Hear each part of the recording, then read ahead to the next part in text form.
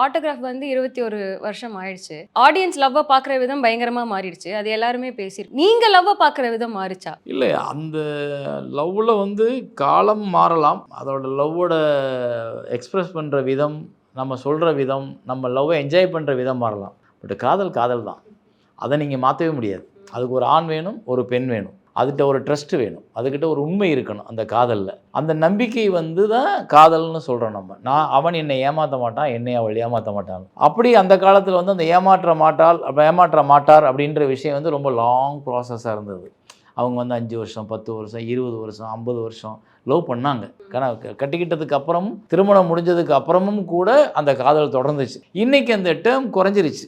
அது வந்து நம்ம ஷார்ட் பீரியட்ல அந்த காதல் விட்டு போயிருது. அதுக்கு காரணம் வந்து அந்த இம்மெச்சூர், இன்னைக்கு இந்த காதலை அணுகுற விதத்தில் உள்ள டிஸ்ட்ராக்ஷன்ஸ், அப்புறம் ஒரு அட்ஜஸ்ட்மெண்ட் இல்லாதது, சகிப்புத்தன்மை இல்லாதது, இதுதான் இல்லையே ஒழிய காதல் அதே தான். அதை நீங்கள் மாற்ற முடியாது.